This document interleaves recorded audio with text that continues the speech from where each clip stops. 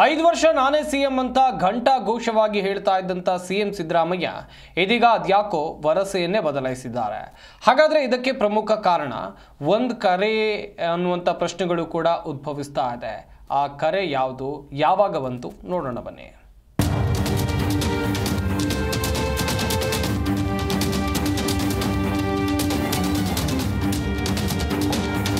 High command ತೀರ್ಮಾನ ಮಾಡಿದ್ರೆ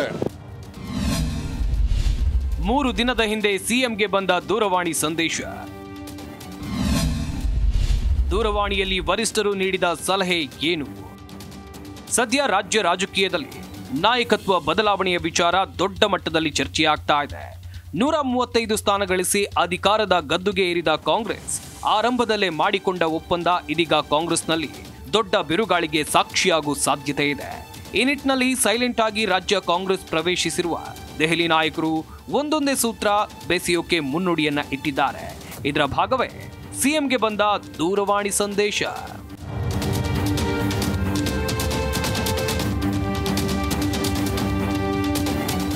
ಕಳೆದ 3 ದಿನಗಳ ಹಿಂದೆ ಸಿಎಂ ಸಿದ್ದರಾಮಯ್ಯಗೆ ದೂರವಾಣಿ ಕರೆಯೊಂದು ಬಂದಿತ್ತು. ರಾಜ್ಯದಲ್ಲಿ ನಡೀತಾ ಇರೋ ಪವರ್ ಶೇರಿಂಗ್ ವಿಚಾರ ಪ್ರಸ್ತಾಪ ಮಾಡಿರೋ ಆ ಕರೆ ಸಿಎಂ ಸಿದ್ದರಾಮಯ್ಯ ಅವರಿಗೆ ಒಂದು ಸೂಚನೆಯನ್ನ ನೀಡಿದೆ ಎನ್ನಲಾಗ್ತಾ ಇದೆ. ಖುದ್ದು ವರಿಷ್ಠರೇ ದೂರವಾಣಿ ಮೂಲಕ ಸಿಎಂ ಸಿದ್ದರಾಮಯ್ಯಗೆ ಸಂದೇಶವನ್ನ ನೀಡಿದ್ದಾರೆ. ರಾಜ್ಯದಲ್ಲಿ ನಡೀತಾ ಇರುವಂತಹ ಎಲ್ಲಾ ಬೆಳವಣಿಗೆಗಳು ವರಿಷ್ಠರ ಗಮನಕ್ಕಿದೆ. ವರಿಷ್ಠರು ಯಾವ ತೀರ್ಮಾನ ತೆಗೆದುಕೊಳ್ತಾರೋ ಅದಕ್ಕೆ ನೀವು ರೆಡಿ ಇರಿ ಅಂತ ಸಿಎಂಗೆ ಸಂದೇಶವನ್ನ ನೀಡಿದ್ದಾರೆ ಎನ್ನಲಾಗ್ತಾ ಇದೆ.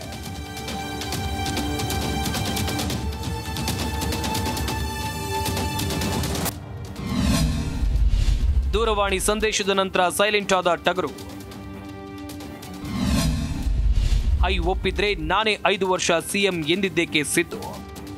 ಇನ್ನು ದೂರವಾಣಿ ಕರೆ ಬರ್ತಾ ಇದ್ದಂತೆ ಸಿಎಂ ಸಿದ್ದರಾಮಯ್ಯ ಫುಲ್ ಅಲರ್ಟ್ ಆಗಿದ್ದಾರೆ. ಯಾವುದೇ ಕಾಂಟ್ರವರ್ಸಿ ಹೇಳಿಕೆಗಳನ್ನ ನೀಡದ ಸಿಎಂ ಕೂಲ್ ಆಗಿ ಕಾಮ್ ಆಗಿ ಉತ್ತರವನ್ನ ಕೊಡ್ತಿದ್ದಾರೆ. ನಾಯಕತ್ವ ಬದಲಾವಣೆ ವಿಚಾರಕ್ಕೆ ನಿನ್ನೆ ಮಂಗಳೂರಿನಲ್ಲಿ ಕೊಟ್ಟ ಸ್ಟೇಟ್ಮೆಂಟ್ ಇದಕ್ಕೆ ಸಾಕ್ಷಿ. ಹಾಗಿದ್ರೆ ಸಿಎಂ ಮಂಗಳೂರಿನಲ್ಲಿ ಕೊಟ್ಟ ಹೇಳಿಕೆ ಏನು? ಪ್ರಜಾಪ್ರಭುತ್ವದಲ್ಲಿ ಸ್ಪರ್ಧೆಯಲ್ಲಿರೋರಿಗೆ ನಾವು ಮುಗಿಸೋಕ್ಕಾಗೋದಿಲ್ಲ, ಸ್ಪರ್ಧೆಯಲ್ಲಿ ಇರಬೇಡಿ ಅಂತ ಹೇಳೋಕ್ಕಾಗಲ್ಲ. ಪ್ರಜಾಪ್ರಭುತ್ವ ಹಕ್ಕು ಅವರು. ನಾನು ಚೀಫ್ ಮಿನಿಸ್ಟರ್ ಅಭ್ಯರ್ಥಿ ಕ್ಯಾಂಡಿಡೇಟು ಅಂತ ಹೇಳ್ಕೊಳ್ಳಲಿಕ್ಕೆ ಅಂತಿಮವಾಗಿ ಹೈಕಮಾಂಡ್ ತೀರ್ಮಾನ. ಹೌದು, ಬಹಳ ಜಾಣ್ಮೆಯಿಂದಲೇ ಪತ್ರಕರ್ತರ ಪ್ರಶ್ನೆಗೆ ಉತ್ತರ ಕೊಟ್ಟಿರುವ ಸಿದ್ದು ಹೈಕಮಾಂಡ್ನತ್ತ ಬೆರಳು ತೋರಿಸಿದ್ದಾರೆ. ಹೈಕಮಾಂಡ್ ನೀವೇ 5 ವರ್ಷ ಸಿಎಂ ಎಂದ್ರೆ ನಾನೇ ಅಂತ ಹೇಳಿದ್ದಾರೆ. ಅಲ್ಲಿಗೆ ಹೈಕಮಾಂಡ್ ಯಾವುದೋ ಒಂದು ಸಂದೇಶವನ್ನ ಕಳೆದ 3 ದಿನಗಳ ಹಿಂದೆ ಸಿದ್ದರಾಮಯ್ಯ ಅವರಿಗೆ ರವಾನಿಸಿದೆ ಎಂಬುದು ಕಟು ಸತ್ಯ.